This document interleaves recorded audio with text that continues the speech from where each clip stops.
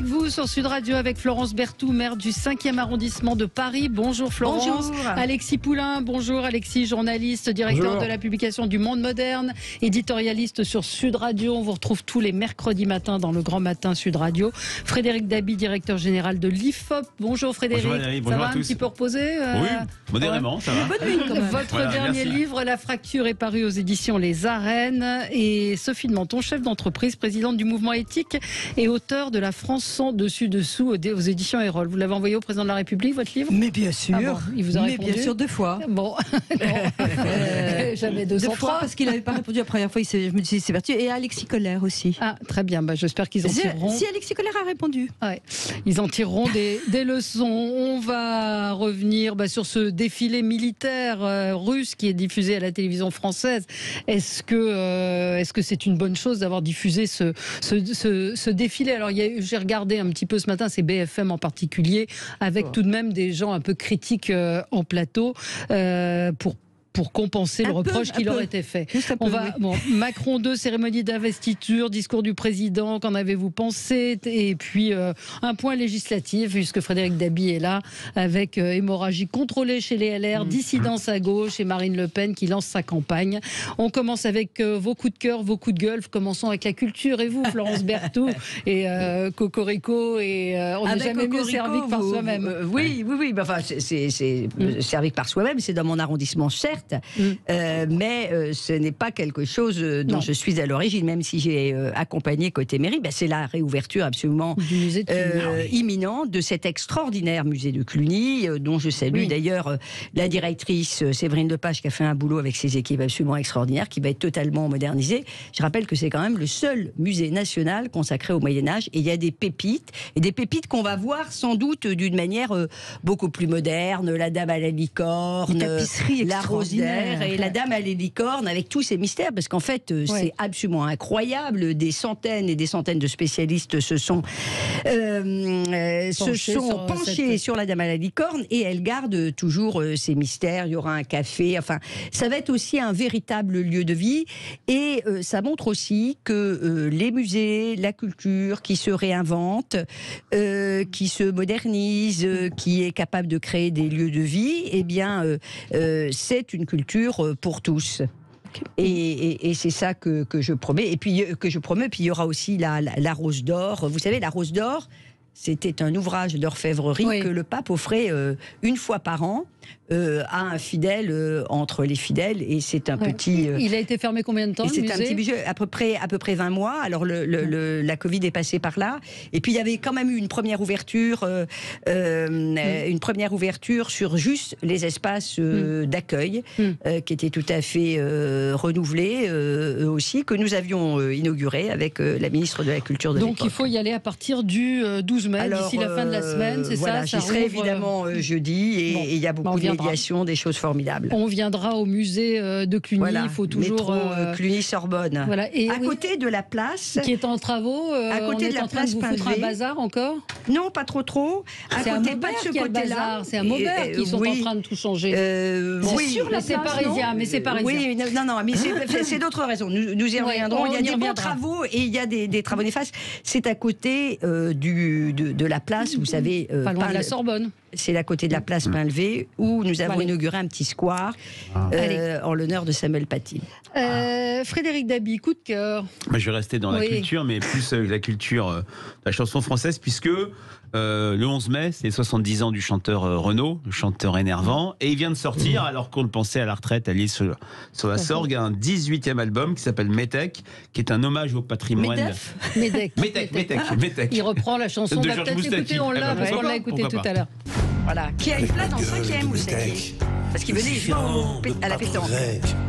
Mes cheveux aux 80. Ah bon ? Avec mes yeux tout délavés, qui me donne l'air de rêver. Voilà. Moi qui l'ai Alors, la voix est un peu éraillée, mais Non, la mais il magie a opère retrouvé, toujours. Je trouve que ça va mieux déjà. Moi, c'est mieux. je le suis depuis son premier album, Amoureux de Paname, qui date de 75. Et c'est vrai que dans cet album, je ne l'ai pas écouté encore, mais j'ai écouté Métèque. Mais il y a des reprises de Bobby Lapointe, Reggiani, voilà, Bourvil, Léonard Cohen, Gainsbourg, bien sûr, Charles Trenet. Voilà, la voix est toujours un peu éraillée. Mais beaucoup mieux que ce qui a beaucoup mieux que la chanson et demain soir, regardez sur France 2, on en a parlé avec Mathieu Vergne, le producteur. Bon anniversaire Renaud pour ses 70 ans. C'est vrai que 70 ans, ça paraît incroyable. Il chante sur scène et c'est assez émouvant parce qu'on se rend compte effectivement tout ce qu'on a vécu avec lui. Bon, Sophie fait la gueule, elle aime pas Renaud. Non, mais elle a le droit de pas l'aimer. Mais moi, ce que je trouve qu'il fait partie de la famille. C'est pour ça qu'il fait partie. Il fait partie de la famille. Il fait partie du top 50 Il faut obligé des personnalités préférées parce que tout le monde a une histoire avec Renaud, qu'on l'ait connu dans les 70, à l'époque de Mistral gagnant, dans ses moments de galère, même son avant-dernier album très touchant, les mômes et les enfants d'abord. Voilà, donc c'est un petit coup de cœur pour ce chanteur que personnellement, vous avez compris, j'aime énormément. Alexis, vous l'aimez ? Renaud, j'adore. Surtout, où est-ce que j'ai mis mon flingue et Hexagone et voilà tout ce début de chanteur engagé qui était impressionnant. Mais c'est vrai qu'il y a eu des hauts et des bas. Oui, il y a eu des hauts et des bas. Mais là, pour dire un petit mot, parce que vous disiez que je faisais la gueule, ce qui n'est pas tout à fait le cas. Non, je disais qu'il m'avait toujours mis très mal à l'aise. Et donc, je sais pas, ces chansons me mettaient très mal à l'aise. Et donc, j'aime pas tellement, effectivement, les chansons de Renaud. Mais c'est tout. C'est pas un jugement. Sophie a le droit de penser ça, mais moi, ce qui me frappe chez Renaud, alors Alexis a parlé de chansons engagées, Camarades bourgeois, Hexagone, Amoureux de Paname, la première chanson anti-écologiste sur Paris, ça plairait à Florence, c'est son premier album où il dit que le gaz carbonique est son hygiène, etc. Mais il a fait aussi des chansons très poétiques, très douces. C'est un chanteur qui a en tête la chanson où il cite Margaret Thatcher. À l'époque, Miss Maggie, et on l'a.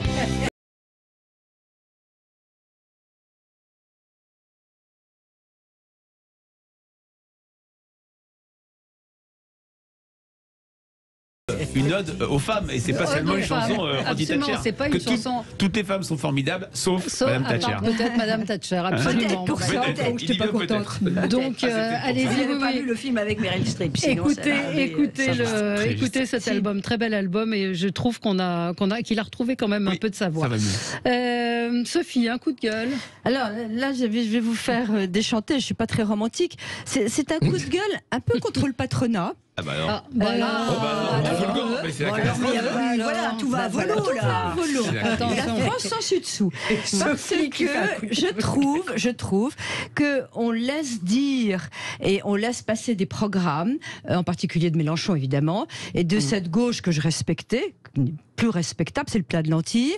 Et on laisse passer, sans dire aux Français, il n'y a aucune pédagogie économique qui est faite actuellement. On laisse passer des trucs de dingue, la semaine de 32 heures. Là, j'ai toutes les propositions qui sont absolument insensées. La 6e semaine de congés payés, la nationalisation des banques généralistes, la nationalisation des infrastructures numériques, de télécommunications, en passant par Sanofi, Ariane Espace, etc. Et je trouve incroyable que les commentaires de la presse, soit ils veulent pas avoir l'air de commenter les programmes, mais s'il y a quelqu'un qui doit vraiment s'y mettre en ce moment, c'est le patronat. Et il faudrait des fiches techniques. Je dis, alors ils n'osent pas parce qu'il faut pas prendre parti. Donc ils attendent un petit peu. Ils avaient d'ailleurs été très timorés. Ils avaient dit que le meilleur programme, on les avait tous écoutés, y compris à Éthique, le mouvement que je préside, on les avait tous écoutés. On avait dit que le meilleur programme pour les entreprises était Macron, ça mangeait pas de pain, on s'en doutait un peu. Mais là, je suis stupéfaite. On est en train de balancer des propositions, de faire croire aux Français, qui finissent par y croire, parce que cette campagne est un coup de génie. Élisez-moi Premier ministre, même si personne n'y croit. Alors ils disent oui, non mais on va attendre que ça se décante. Il finit par être sympathique, par être une rockstar. Et la réalité, c'est qu'il est en train de ruiner la France dans les esprits. Et ça va rester.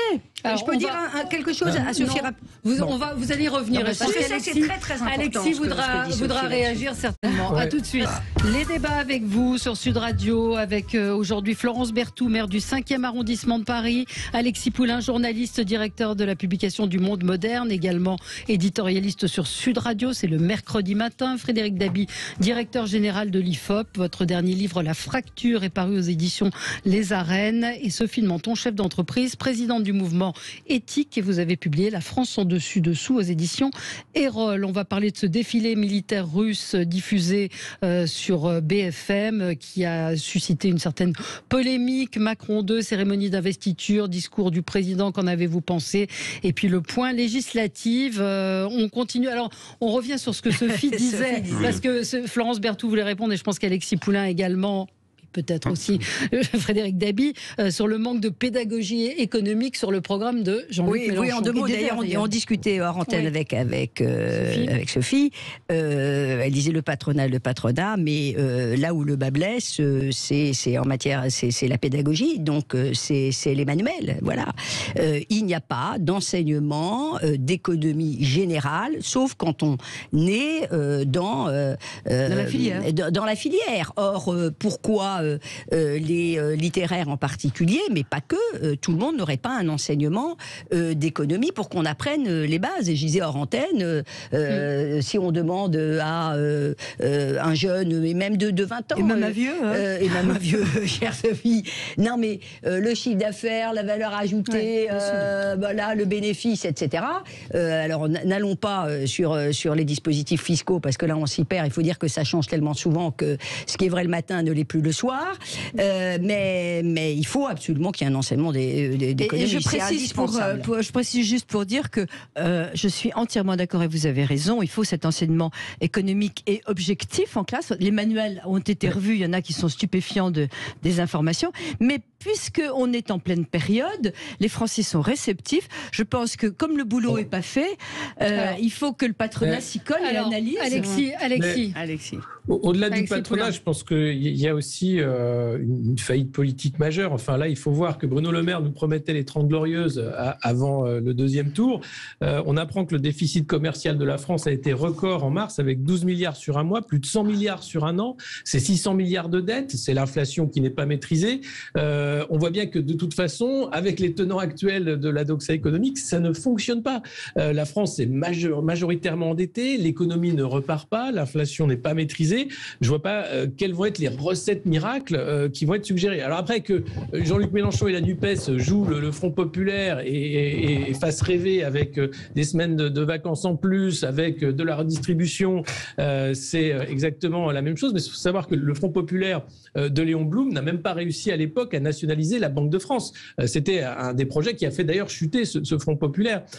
Donc sur l'économie, le politique ne peut pas grand-chose. Le patronat, lui, il continue à être pris dans une économie de profit de court terme, qui est difficile de voir à long terme. Et avec les incertitudes actuelles, on parlait du défilé militaire en Russie, mais au-delà de ça, l'économie américaine, la hausse des taux des banques centrales, c'est très difficile et tout le monde navigue à vue.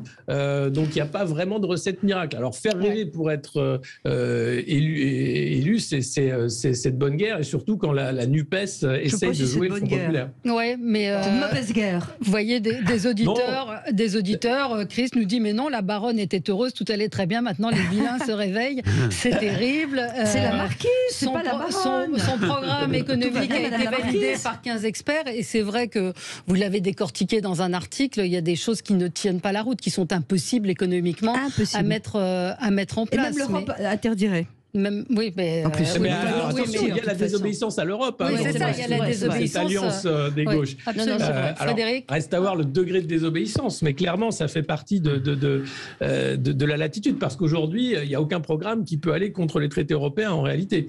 Et ceux-là sont clairs. Et Macron a promis d'ailleurs le retour à l'équilibre en 2027. Je me demande comment il peut faire sur une politique d'austérité massive, compte tenu de ce que je viens d'évoquer. Non, mais tu le vois, c'est le Robespierre. Le Robespierre des entreprises. Alors, peut-être un seul mot par rapport au programme de la NUPES dont parlait Sophie. L'élection, il y a un décalage entre le temps médiatique qui s'est qui a basculé vers le scrutin législatif, fait le temps des Français, le temps de l'opinion. On regarde plus le prix de la baguette, l'inflation, la hausse des prix, et qui n'est pas du tout dans cette campagne législative, qui va être plus longue que prévu. Le scrutin et va être l'aboutissement d'une campagne de 2 semaines de plus. Et je pense qu'il y aura bien sûr un moment de confrontation du programme. Alors ça peut créer une sorte de dynamique, comme le dit Alexis, autour d'un imaginaire de gauche unie, mais ça peut aussi créer un épouvantail, un repoussoir, TSM, tout sauf Mélenchon, tout sauf la NUPES. TSM, j'ai pas beaucoup entendu. Hein. Attendons de voir. Attendons, c'est pas encore démarré. La campagne n'a pas vraiment démarré. Frédéric doit le savoir mieux que moi. Il m'a semblé que Anne Hidalgo avait eu une parole sage et avait dit tout sauf Mélenchon. Mais elle a signé le pacte. Alors, elle a moins signé le pacte qu'elle a fait une lettre pour dire que d'un côté, elle ne croyait pas à cette union, mais pour ne pas désespérer Billancourt. On est en pleine hypocrisie. Et compte tenu, je réponds. Et compte tenu de ce qu'elle voit comme un plus grand danger, à savoir la casse sociale de Macron, je reprends les termes du communiqué, elle ne s'y opposerait pas. Mais c'est pas ça la raison. Voilà. La raison, c'est un exécutif qui est absolument parisien, qui est devenu absolument ingouvernable, totalement ingouvernable, et qu'elle se dit que avec les écolos et le PC. Avec 2% sur Paris quand on est maire, très sincèrement, sans être caricatural, je veux dire, si je mettais non. Et puis je pense que ce n'est pas très démocratique. Moi, je ne. Mais que dirait-on si des maires d'arrondissement qui se présentaient avaient fait 2% dans leur arrondissement? Évidemment, on serait immédiatement montré du doigt par l'exécutif parisien. Donc tout ça fait partie d'un jeu de dupes avec les acteurs de sa majorité. On sait que les relations sont absolument exécrables avec la représentante de LFI au Conseil de Paris, qui est d'ailleurs pas très bien traitée, je dois le dire. Et puis voilà, sauf que LFI représentant ce qu'il représente aujourd'hui sur LFI Paris. Pas, pour le dire aux auditeurs, LFI n'est pas dans la majorité municipale. Il y a une représentante d'Agnès Simonet qui est dans une opposition très dure. Une représentante d'Agnès Simonet qui d'ailleurs est ma voisine au Conseil de Paris. Donc on a des conversations très républicaines toutes les deux. Mais il y a le cas. On va pas rentrer dans les détails. Mais la réalité, c'est qu'on est en pleine tambouille, ce dont tous les électeurs détestent ça. Ça nous amène, juste soyons transparents. C'est une très bonne transition pour le coup de gueule d'Alexis Poulain. Eh oui, la tambouille qui a à peine créé cette alliance NUPES commence à exploser de toutes parts. À la fois d'un côté, certains qui montrent du doigt des candidats socialistes qui auraient eu des propos homophobes. Fabien Roussel qui accuse la fille d'avoir investi Tabouaf, accusé de propos racistes pour l'arabe de service qu'il avait lancé contre une policière. Linda Kebab, il a été condamné. Tous sont en train vraiment là d'essayer de se tirer dans les pattes. On a l'impression que cette alliance, à peine créée, c'est déjà la cacophonie, c'est déjà difficile de la tenir, alors que tout le monde tire à boulet rouge déjà contre cette alliance. Donc s'ils n'arrivent même pas à faire l'union au sein de cette première tentative d'union des gauches, ça va être très compliqué de développer et d'arriver à avoir une majorité suffisante pour mettre Mélenchon Premier ministre, comme c'est évoqué lors de l'investiture, de la convention, de samedi. Donc c'est étonnant de voir ça parce que d'autres partis avancent quand même clairsemés mais en ordre de bataille. On n'a pas cette idée de se tirer dans les pattes immédiatement. Là, il fallait le faire avant lors des négociations. Ça me paraît un peu tard, ou alors à dessein de le faire pour faire capoter l'alliance le plus rapidement possible. Mais il fallait y réfléchir avant. Parce que ça prouve que c'est une alliance qui est contre nature, difficile, difficile quoi. Difficile à tenir, regardez sur l'Europe, intenable sur l'Europe. Ouais. Sur l'Europe, c'est tenable parce que le terme désobéissance permet de tout mettre dedans en réalité. Et Julien Bayou l'a expliqué en disant nous on est d'accord, ce qu'on veut c'est changer l'Europe parce qu'actuellement elle n'est pas assez écolo, parce qu'elle ne va pas assez loin dans certains traités. Donc l'idée de changer l'Europe, ça tout le monde se met d'accord sur le terme désobéissance. Là où ça tient pas, c'est effectivement sur le nombre d'investitures, sur la vision aussi de la laïcité, avec Roussel là qui sort directement de ça. Et puis il y a ce côté qui est le plus moral, qui est difficile à tenir à gauche, à savoir qu'il y a des partis qui n'en ont rien à faire d'investir des gens qui ont des casseroles, qui sont des batteries de cuisine, qui ont été condamnés même par le passé ou qui sont agents de Pékin. Un candidat de La République En Marche quand même vient d'être sérieusement pointé du doigt comme étant un proche du Parti communiste chinois et un agent quasiment infiltré du PCC en France. Et il est investi par la REM. Oui. Non, mais je pense que Alexis Foulin fait référence à un député du 13e arrondissement. Moi, ce que je veux dire, c'est que quand il y a une alliance avec des candidats uniques, ça maximise des risques de dissidence. C'est un des éléments qu'il faudra examiner à froid à partir du 20 mai, quand toutes les candidatures auront été déposées. C'est dans les 577 circonscriptions où il y aura à chaque fois un candidat NUPES, très souvent un insoumis, moins souvent un écolo, un socialiste ou un communiste. La part de candidats dissidents dans la circonscription de Tahabouaf à Vénissieux face à la maire communiste de la ville, et surtout à Paris où Lamia El Harraj, députée élue face à Daniel Simonet, n'a pas été investi. C'est là où il y a une vraie crispation entre les différents, surtout que Daniel Simonet n'était pas candidat en 2012 et 2017 dans la même circonscription. Attendez, allez-y Alexis. Il y a aussi des stratégies personnelles, c'est-à-dire que là, on a des gens qui font alliance pour s'assurer une réélection et qui vont ensuite faire dissidence très rapidement. C'est possible. Des députés socialistes qui ont été évincés des listes alors qu'ils devaient... Enfin, on sent très bien que derrière la tambouille, les intérêts des Français sont loin. On parlait de l'inflation, très justement, des gens qui n'arrivent plus à nourrir leurs enfants, les prêts sur gage qui explosent, les banques alimentaires qui explosent. C'est ça qui est important. Et on sent bien qu'il y a des stratégies d'appareil, des stratégies personnelles, et au total...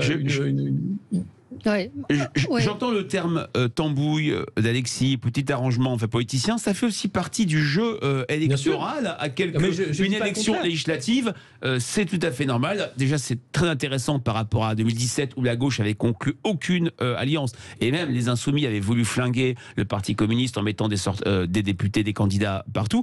Oui, il y a eu un rapprochement assez incroyable qui est, selon moi, fragile compte tenu des grands clivages idéologiques. La carte électorale sur Et puis c'est vrai que c'est lié au rapport de force présidentiel. Et c'est lié au PS, combien de divisions, le PC, combien de divisions, et mais un gouvernement a besoin d'une majorité, donc c'est hélas ou tant mieux lié aussi au fonctionnement de la Ve République. S'il n'y a pas de majorité, vous ne pouvez pas faire voter de texte. Et en même temps, la démocratie ne fonctionne pas sans opposition. Et si l'opposition est totalement éclaté, eh bien, ça ne marche pas. En revanche, ce dont on ne parle pas, c'est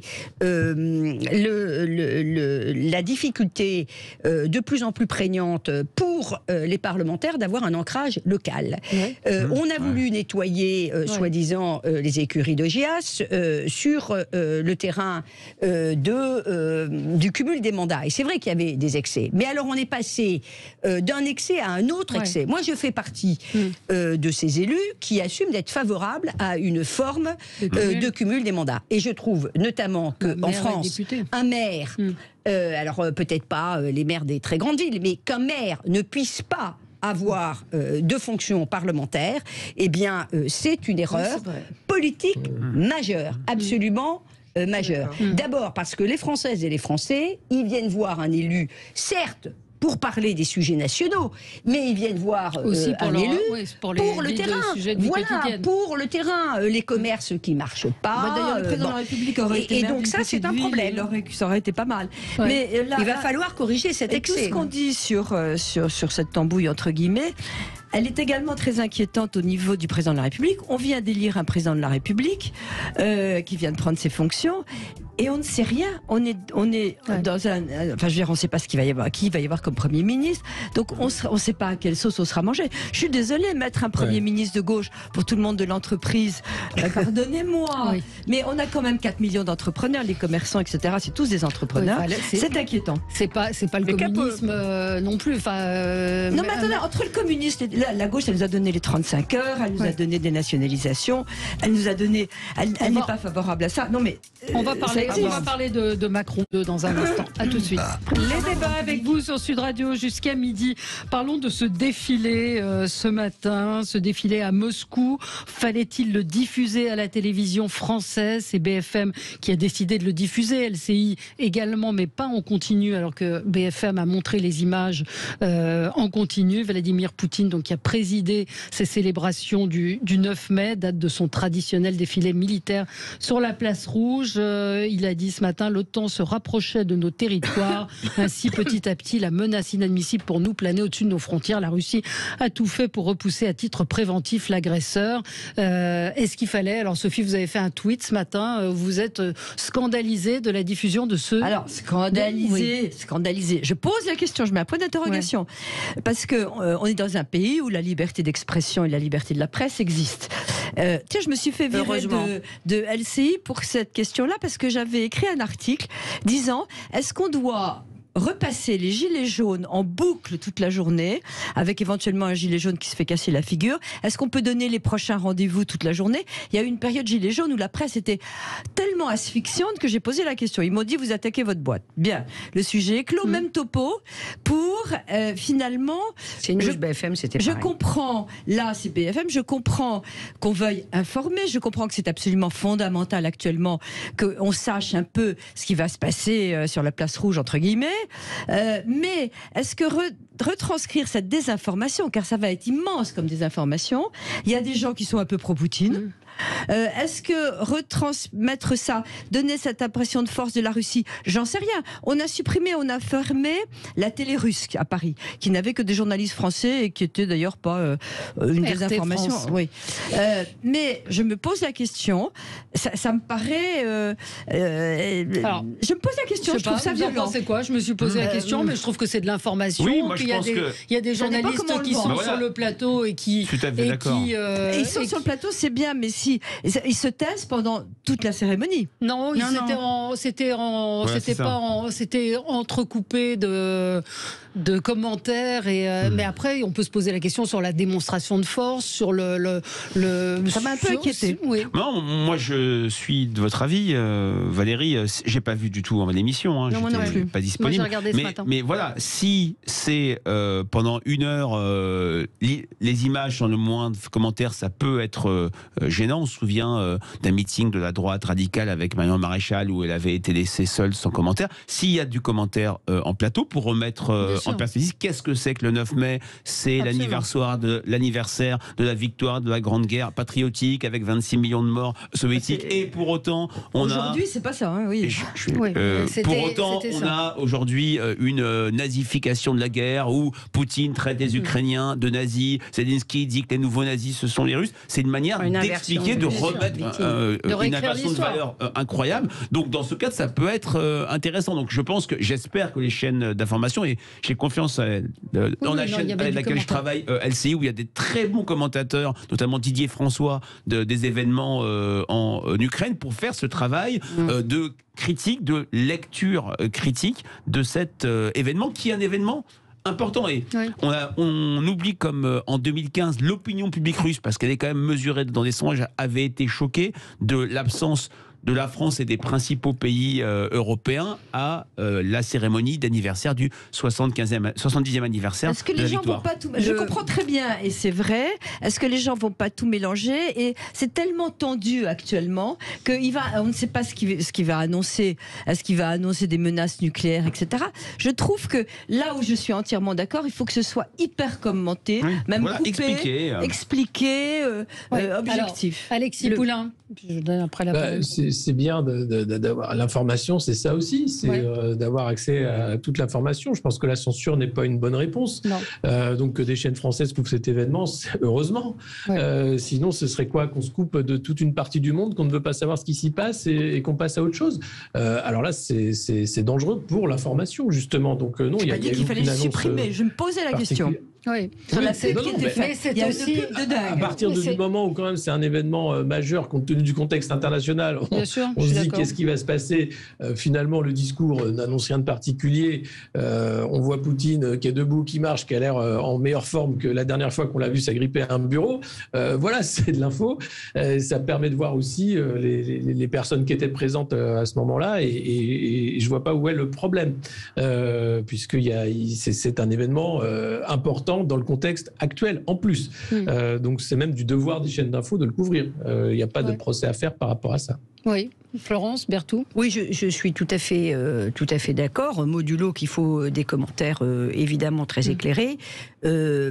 Commémorer le 8 mai, ça fait des années. Oui, enfin, la Russie a toujours commémoré le 9 mai, pardonnez-moi. Ce qu'il faut, c'est effectivement qu'il y ait des commentaires aguerris.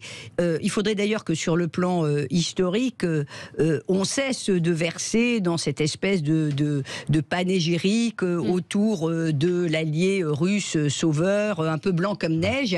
Il y a quand même eu 2 ans de collaboration entre la Russie et l'Allemagne qu'on a du mal à rappeler.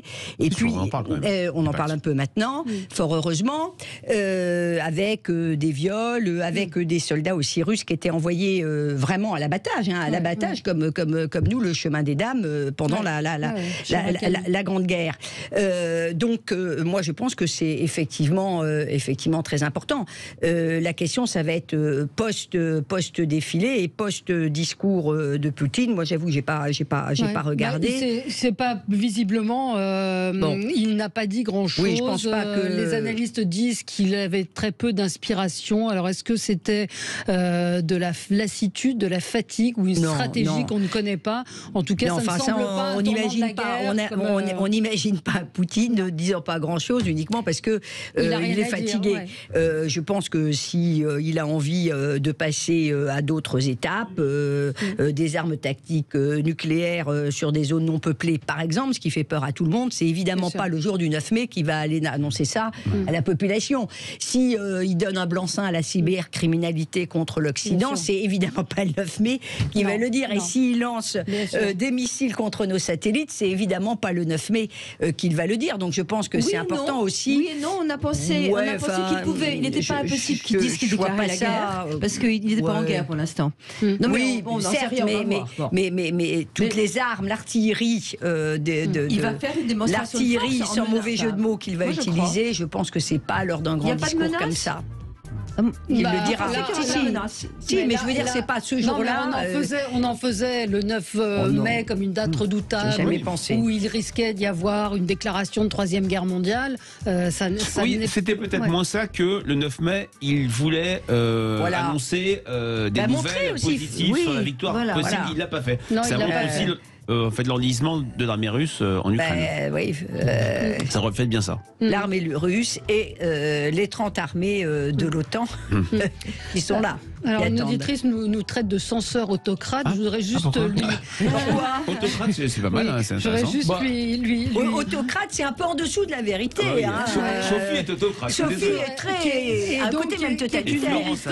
Qui est une militante de Jean-Luc Mélenchon. Je voudrais rappeler quand même les citations de Jean-Luc Mélenchon parlant du monde. Pamphlet d'extrême droite en parlant du monde. Renaud Dely, notre confrère de France Info, propagandiste. Qu'il faut cesser de subir. LFI et sa formidable liberté d'expression. Voilà, petite hyène rentrée à la Chine, à la niche, pas à la Chine, à la niche, adressée à Dimitri Pavlenko, notre confrère d'Europe 1. Donc je pense qu'en termes de... Les journalistes qui essaient de faire virer. En termes d'autocrate et de censure, il se pose bien là, votre leader.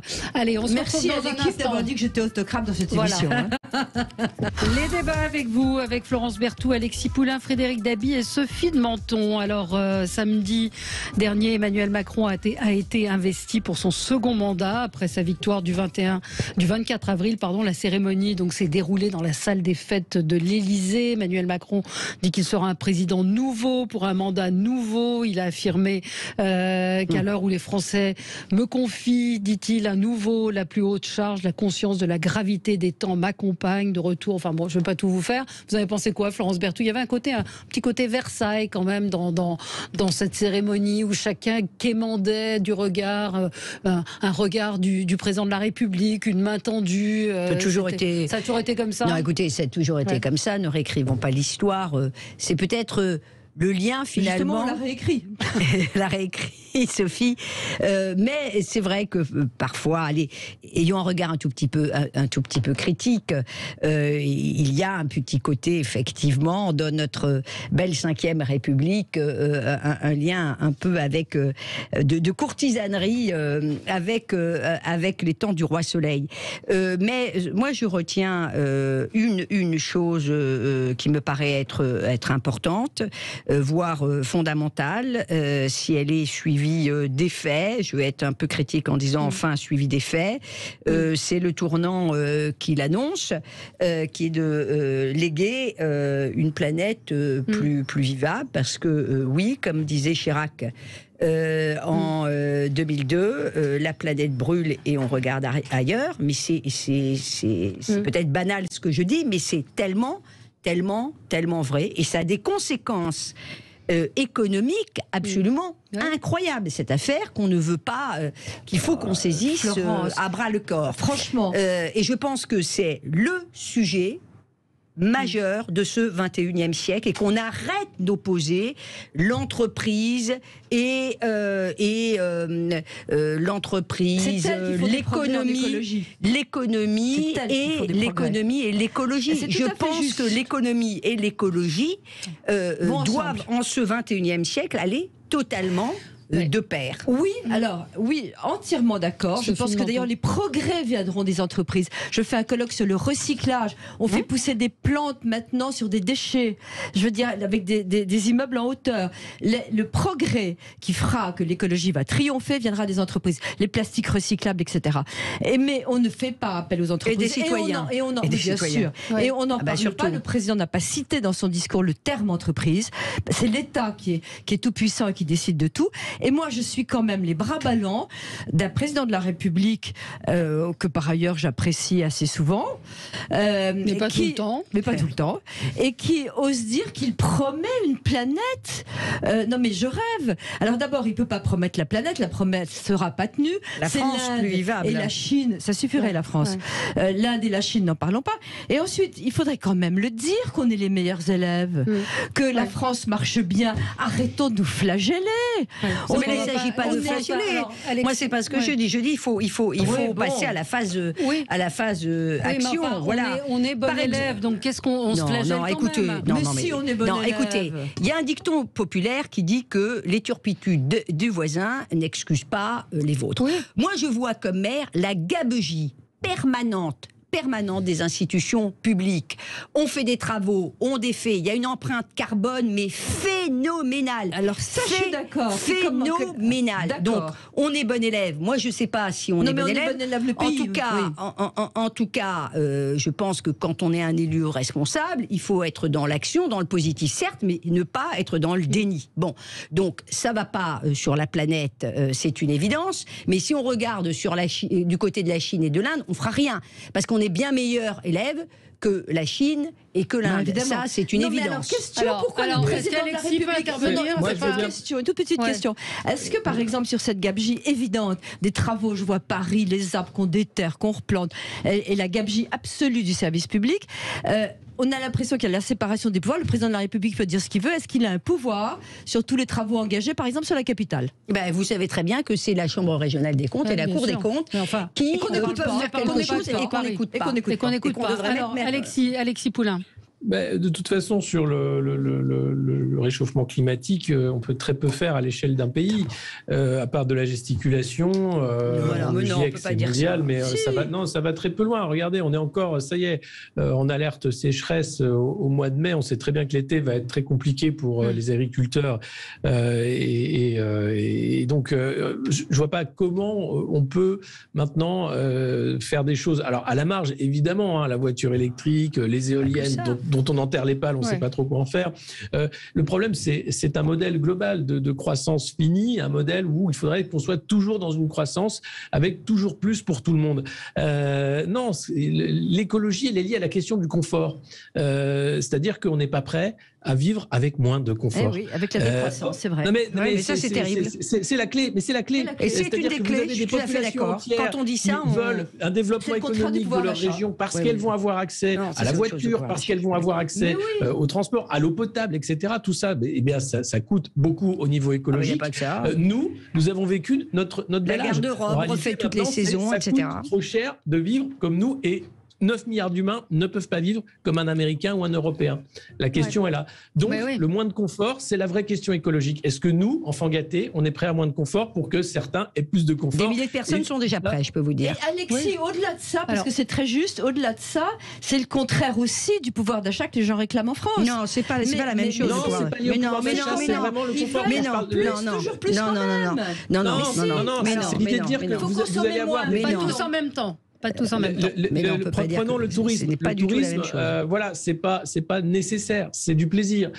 Ça fait vivre l'économie, c'est formidable. Enfin, mais le tourisme qui va loin. L'avion, avec l'augmentation de l'énergie, avec les primes qu'on va nous mettre de carbone, etc., va redevenir une sorte de produit de luxe. La voiture individuelle, elle est essentielle dans la vie de millions de Français aujourd'hui pour aller au travail, pour la vie quotidienne. On peut pas revenir en arrière avec ça. Et pourtant, on demande aux Français de s'équiper avec de la voiture électrique. Ça coûte cher. Tout le monde ne peut pas le faire. Et on taxe les plus pauvres, les plus précaires en disant votre voiture ne peut plus rentrer dans Paris, elle n'est pas aux normes. Donc on voit bien qu'il y a une contraction par rapport à la question du confort qui n'est jamais abordée dans la question écologique. C'est très juste. Ben oui, mais c'est la vraie question. Est-ce qu'on est prêt à vivre avec moins de confort? Et pour certains, à vivre différemment. À vivre différemment. Juste un tout petit point, un tout petit focus, par exemple, sur l'alimentation, qui est, je vous accorde, assez anecdotique. Mais regardez toutes ces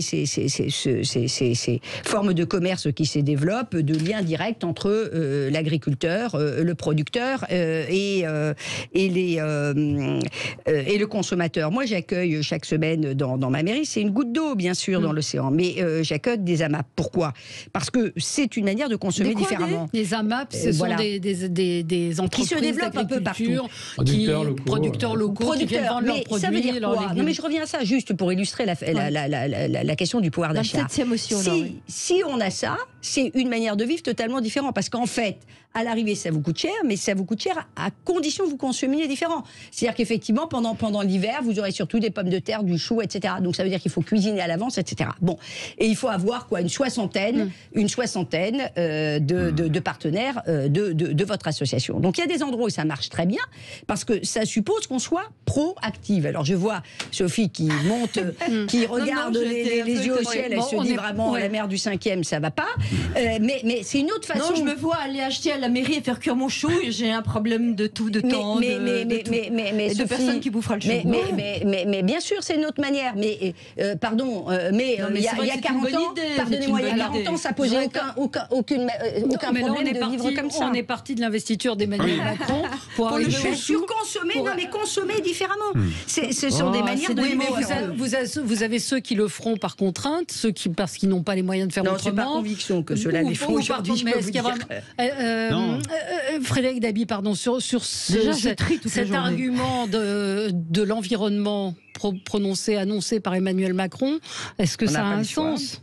C'est vrai qu'on n'a pas le choix. C'est vrai que Emmanuel Macron a un bilan mitigé auprès des Français sur cette question. Il ne faut pas oublier que c'est un des rares domaines sur lesquels il a été perçu à travers le prisme de l'inaction. N'oublions pas qu'Emmanuel Macron, par rapport à ses deux prédécesseurs, a échappé à deux critiques majeures: les promesses non tenues et l'inaction, sauf sur la question environnementale, sur la question écologique. Maintenant, c'est vrai que faut pas oublier que ce quinquennat a été, je dirais... L'écologie pendant la pandémie, en plus, la consommation.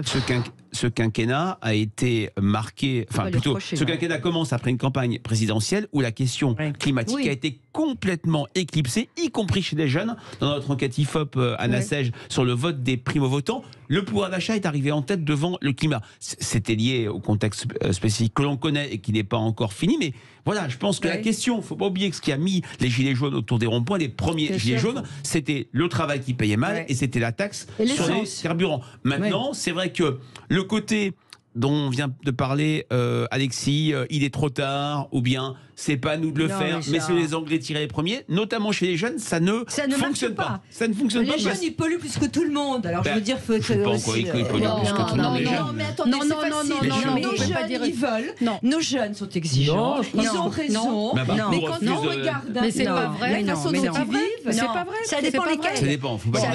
Ça dépend lesquels. Moi, j'ai des enfants qui sont avec leurs amis obsédés par cette question-là, qui consomment différemment, qui d'ailleurs ne consomment pas comme leurs parents, notamment sur le plan vestimentaire, sur le plan alimentaire, etc. Et il y a toute une nouvelle génération qui est extrêmement sensible et qui est convaincue maintenant, comme vous le disiez. C'est vrai que le bilan des ministres Rugy, Pompili, on peut pas dire que c'était un bilan extraordinaire sur ce terrain-là. Ni Nicolas Hulot. Ils ont eu une période vraiment très difficile. Ils ont eu une période très très difficile. Non, mais je dis vraiment là, on peut pas. Je dis qu'en période difficile, le bilan a été aussi assez. Alors, je voudrais qu'on évoque la petite phrase de François Hollande aux Parisiens. Si j'en ai retenu un message de cette investiture, c'est qu'il allait changer de méthode, ce qui veut donc dire que la précédente n'était pas la bonne. Petite phrase de François Hollande. Il est toujours dans cette logique de très forte critique vis-à-vis du quinquennat. Je note quand même qu'il est venu à l'investiture. Il n'a pas été si critique. Non, mais c'est pas un geste anodin. Il était un peu obligé, non, de venir. Je crois non, les anciens présidents de la République. Il s'est déjà fait excuser. Le cas s'est pas présenté souvent, par définition. En 88, je crois que Giscard d'Estaing n'a pas été invité, même s'il n'était pas dans la compétition. En tout cas, en 88, Jacques Chirac était là, puisqu'il était maire de Paris et il était. C'était quand même un sacré triomphe pour le président, avec Sarkozy, les anciens présidents et tout le monde. Cette image incroyable de François Hollande, droit comme un piquet, ne parlant à personne. C'était assez incroyable. La solitude. Moi, j'ai vu des images où il parlait aussi, mais il y a eu c'est au vrai début de la cérémonie. On a beaucoup bossé parce que, évidemment, le président Nicolas Sarkozy était très entouré. Alors, on va y revenir peut-être. Oui, Alexis, sur cette cérémonie. Ce qui se passait dans la tête de François Hollande, qui ne s'est pas représenté, ou de Nicolas Sarkozy, qui n'ont fait qu'un mandat, et de voir Emmanuel Macron réussir là où eux ont échoué, et se dire ah là là, j'étais peut-être à ça finalement d'un deuxième mandat. Je pense que c'était compliqué pour eux d'être présents, d'afficher quand même l'unité et la joie d'être là. Mais voilà, quand on a habité 35 ans, je pense que c'est particulier d'être un invité. Oui, absolument. Et donc sur ce président nouveau, on ne sait pas grand-chose. Alors, je voudrais revenir sur le fait de changer de méthode. On va y revenir dans un instant. On va marquer une toute petite pause et on y revient. La sécurité, c'est oublié, nous dit Sophie Menton. On était en train de parler de toute autre chose. Cérémonie d'investiture, discours du président. Oui, je disais qu'une nouvelle méthode, on pouvait toujours critiquer et dire que c'est parce que la première n'était pas la bonne. Excusez-moi, une nouvelle méthode, c'est la vie. On s'adapte, c'est l'adaptation. Le monde change. On a eu un monde complètement différent. Et effectivement, heureusement qu'il reconnaît que tout n'a pas bien marché. Et une nouvelle méthode, j'espère que c'est associé. Alors là, vous allez tous m'insulter, mais laisser de la place aux entreprises. Faire confiance aux Français. Faire confiance à tous les Français. Mais est-ce qu'il peut changer? Est-ce qu'il va changer? Est-ce qu'il va diriger autrement? Faut espérer, sinon. C'est la question, Frédéric Dabi. Est-ce qu'il a tiré des enseignements? Quand un politique dit j'ai changé, je change, c'est qu'il change pas. On se souvient de Nicolas Sarkozy, ça a été son leitmotiv pendant sa campagne et même après.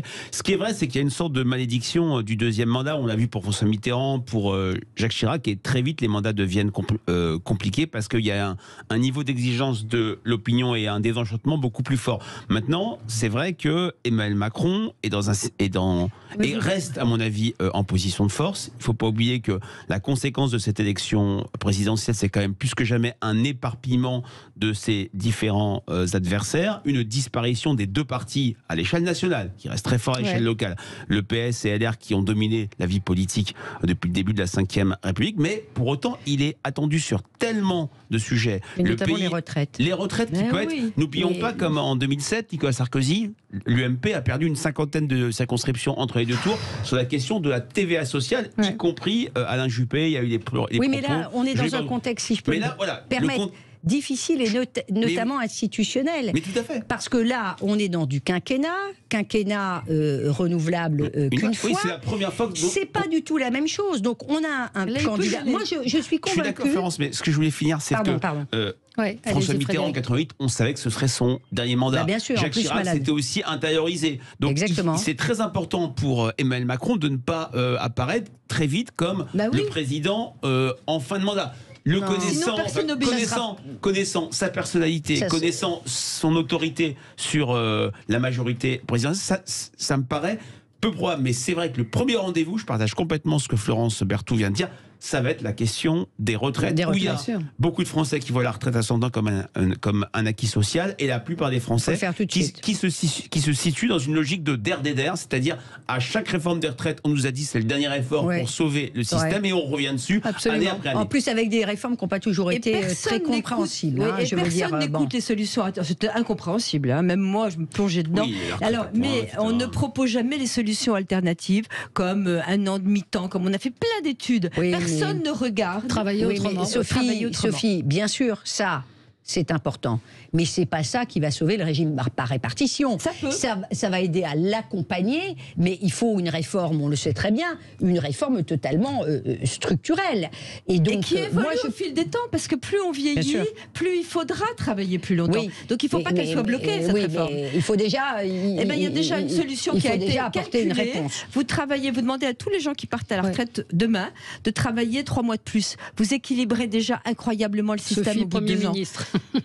Non, merci, mais je voudrais vous conseiller. En tout cas, il faudra, en tout cas, cette réforme-là, et évidemment, il a déjà reculé. Elle est prioritaire, et elle est prioritaire aussi parce qu'elle est très symbolique, très symbolique. C'est-à-dire que si là-dessus, c'est la France dans la rue, on n'agit pas très vite, France dans la rue tout de suite. Ça veut dire que ça sera. Alors moi j'y crois, mais si on commence par ça, elle est dans la rue, la France. Surtout avec Mélenchon qui a fait Alexis, moi je pense que très bien la réforme structurelle pour rentrer dans le rang et s'assurer qu'on travaille plus, alors que les gains de productivité n'ont jamais été aussi importants. Pourquoi pas la fable du plein emploi aussi, pourquoi pas, c'est une fable. Non, mais la vraie question et le mur social et le danger réel, c'est l'inflation. C'est que peut faire Emmanuel Macron pour répondre à ceux qui aujourd'hui voient le coût de la vie s'envoler et qui sont incapables de le rattraper parce que les salaires n'augmentent pas, pour éviter la spirale prix-salaire. Christine Lagarde s'en félicitait aujourd'hui en disant justement on contrôle l'inflation parce qu'on contrôle les salaires. C'est ça l'immédiateté, c'est ça qui préoccupe les Français aujourd'hui. C'est pas contradictoire. Comment se loger, le prix du logement qui a explosé ces dernières années de manière incroyable. Il n'y a pas de grand plan France et comment s'assurer une qualité de vie. Je parlais de confort, mais là on est au-delà du confort. C'est simplement comment s'assurer le minimum. C'est le premier des droits à se loger. Et pour soi-même. Et là, j'ai l'impression que c'est un angle mort total, à la fois de la campagne présidentielle, mais aussi de cette campagne législative et potentiellement de ce quinquennat. Or, c'est là que ça va faire très mal. Oui, et vous croyez à un renouveau, un nouvel Emmanuel Macron ? Non, mais ça, c'est comme le j'ai changé de Nicolas Sarkozy, ça ne mange pas de pain. Tous les politiques changent de manière psychique en disant non, mais il n'y a rien de nouveau. Il nous refait l'entourloupe de 2017 en disant les Français ont choisi mon projet. Non, c'est encore une fois un choix à défaut face à Marine Le Pen. Regardez le temps qu'il prend pour trouver la perle rare qui sera la première ministre ou le premier ministre pour donner le là sur les législatives. On voit bien que là, il est un peu empêtré. C'est un peu difficile de trouver cette personne.